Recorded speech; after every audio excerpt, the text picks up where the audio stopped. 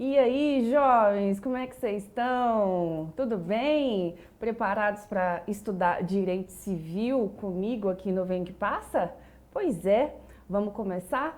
Aqui a gente vai ver tudo que vai cair na sua prova, porque obviamente, claro, isso é óbvio, você vai gabaritar essa prova. É claro que sim, porque você vai perder esse medo de Direito Civil, esse medo besta que existe aí de direito civil e também de processo civil, porque também processo civil você vai ver aqui comigo, você vai ver que não é esse monstro todo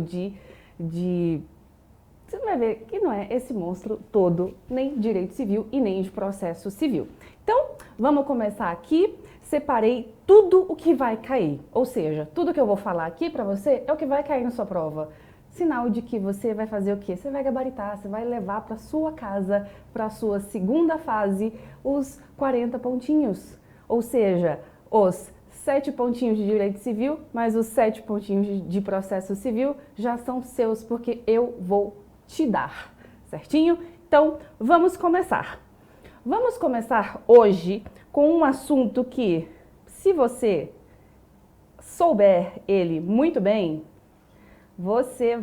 se você souber ele muito bem, você não tem como errar qualquer outra, porque você tem que saber tudo sobre personalidade e capacidade civil, porque tivemos mudanças sim, e apesar dessa mudança ter sido lá em 2015, ainda encontra muita gente ainda erra isso, mas você não vai errar mais a partir de hoje, tá? Mas só relembrando, personalidade jurídica, o que é a tal da personalidade jurídica? Todo mundo tem, Se você é pessoa, você tem personalidade jurídica. Se você é pessoa, você tem personalidade jurídica. Porque se você é pessoa, você vai ter direitos e deveres. Se você é uma pessoinha de 1 mês de idade, ou se você é uma pessoona de 80 anos de idade, você tem personalidade jurídica, certinho? Então, a personalidade jurídica, você adquire ela quando? Quando você nasce, lá no seu nascimento com vida, certo? Só que aí a gente adota a teoria natalista, exatamente por isso, porque a gente adquire a personalidade jurídica a partir do nosso nascimento com vida, deixando a lei, obviamente, aqui a salvo os direitos do nascituro, tá? Eu vou anotar aqui, teoria natalista.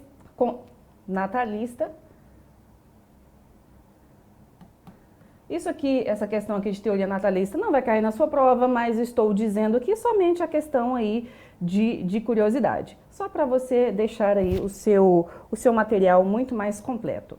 Certinho? Então, personalidade jurídica, aptidão genérica de direitos e deveres. Você, pessoa, você tem personalidade jurídica. E, então, a partir de quando eu vou tratar de capacidade civil? Aqui embaixo no slide está dizendo que capacidade eu tenho de direito e eu tenho de fato. Essa capacidade de direito aqui, ela é a mesma coisa de personalidade jurídica. É a mesma coisa. Então, toda vez que você vir escrito capacidade de direito, personalidade jurídica, certo? Porque pode cair na sua prova para fins de te confundir. Então, caiu capacidade de direito é personalidade jurídica, porque capacidade de fato, aí sim a gente está falando sobre aquela capacidade em que eu vou dividir incapazes de pessoas capazes de pessoas incapazes, certinho? Por que eu estou falando isso? Porque, próximo slide, o menor de 16 anos é incapaz de direito para os atos da vida civil? Certo ou errado? Presta atenção aqui, ó. O que eu estou falando aqui, ó? Capacidade de direito. O que eu acabei de falar aqui? Que capacidade de direito é igual a personalidade jurídica. Se eu estou falando em capacidade de direito igual personalidade jurídica, ou seja, todo mundo tem, se todo mundo tem, até a pessoinha de 1 mês de idade, logo, o menor de 16 anos tem, ou seja, o menor de 16 anos, ele possui capacidade de direito, ok? Cuidado com esse tipo de casquinha de banana que eu não duvido que a FGV possa trazer para você, certo? Então, quando eu trago aqui o menor de 16 anos, ele possui sim capacidade de direito. Por quê? Porque ele é pessoa, porque ele possui personalidade jurídica. Então, está certo. O menor de 16 anos é capaz de direito para os atos da vida civil. Agora, se tiver um menor de 16 anos é incapaz de direitos para os atos da vida civil, está errado. Ok? Certinho? Então, artigo 3º do nosso Código Civil. São absolutamente incapazes de exercer pessoalmente os atos da vida civil os menores de 16 anos.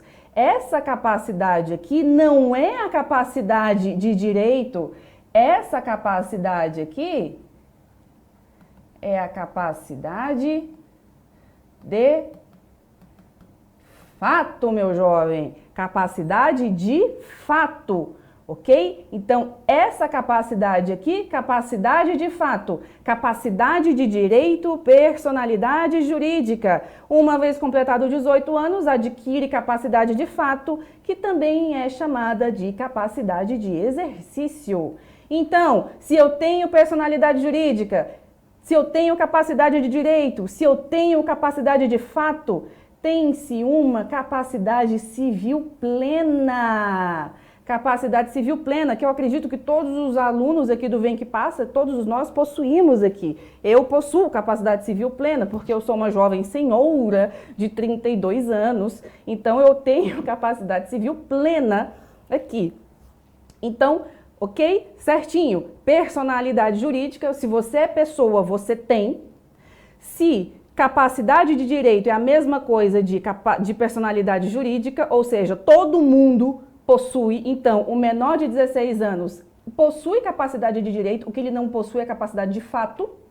Capacidade de fato é aquela capacidade que só vai possuir os maiores de 16 anos.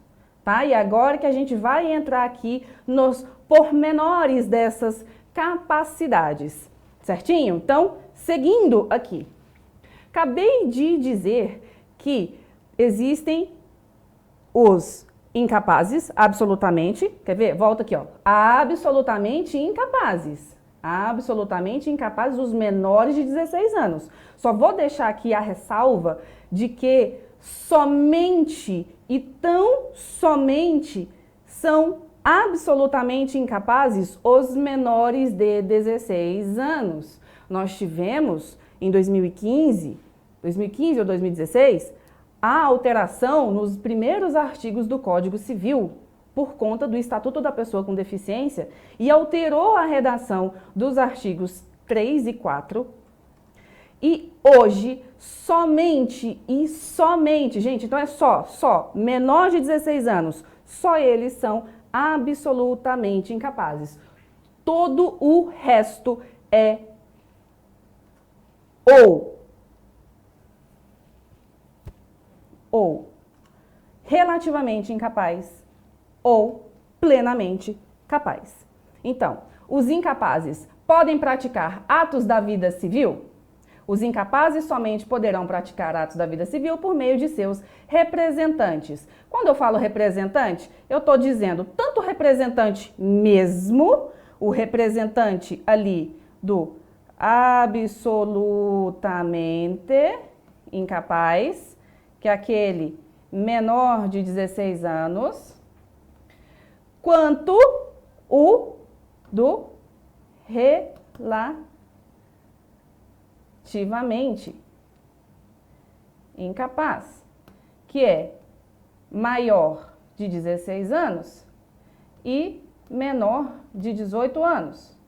Então, está ali no meio termo, o relativamente, e tem outras hipóteses também de relativamente incapaz, mas, via de regra, o comumente, né, que a gente conhece, os relativamente incapazes são esses daqui, maior de 16 e menor de 18 anos, ok? Mas, quando eu falo de absolutamente incapaz, eu só estou falando dos menores de 16 anos. Então, quando é absolutamente incapaz, eles são o quê? Eles são representados.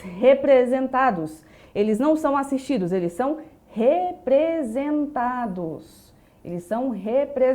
Eles possuem representantes. Agora, quando eu falo que eles são relativamente incapazes, eles são assistidos, ok? Eles são assistidos. Eles não são representados, eles são assistidos. E podem ser genitores, pai e mãe, seus tutores ou os seus curadores, certinho? Então, a gente tem sempre que pensar assim, se eu estou tratando de menor de 16 anos, são absolutamente incapazes, certo? Certo. Tem outro? Não tem outro. Menor de 16, absolutamente incapaz, certinho? Entre 16 e 18, relativamente incapaz. E ele vai ser assistido. Menor de 16, representado. Certo? Seguindo aqui. Então, aqui, essa lei aqui que trouxe pra gente o Estatuto da Pessoa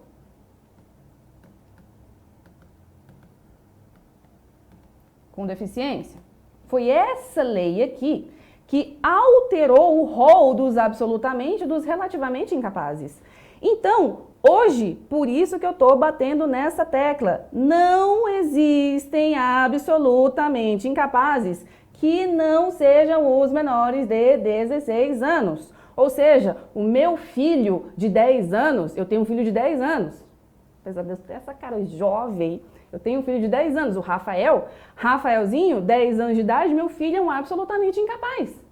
Eu tenho 32, ou seja, eu tive ele com 22, 21 para 22. Então, eu sou plenamente capaz. O meu filho, o Rafa, ele é absolutamente incapaz. Rafinha, 10 anos, absolutamente incapaz. Ou seja, eu sou a representante legal dele. Eu, certo? Porque ele é absolutamente incapaz. Agora, quando eu, com plena capacidade civil, eu tenho, então, capacidade de direito e tenho capacidade de fato. Guarda isso, porque quando a gente for lá para processo civil, para a gente tratar também capacidades, isso daqui vai ser importante, certo? Bora seguir, então, aqui. Continuando, bora andar que São Paulo é grande. Houve, portanto, uma redução no rol dos absolutamente incapazes. Bora bater nessa tecla. Artigo 3º. Hoje, somente, gente, é somente, não existe outra hipótese, pelo amor de Deus. Só considerado absolutamente incapazes menores de 16 anos. Como é que eles são chamados?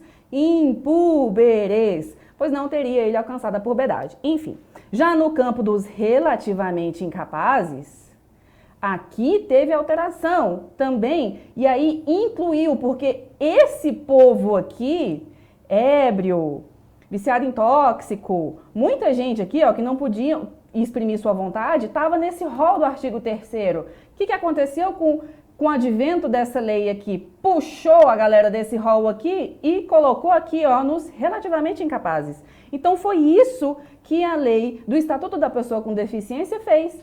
Pegou esse pessoal aqui e colocou como relativamente incapazes. Agora, eu quero que vocês prestem atenção numa coisa. Não é o simples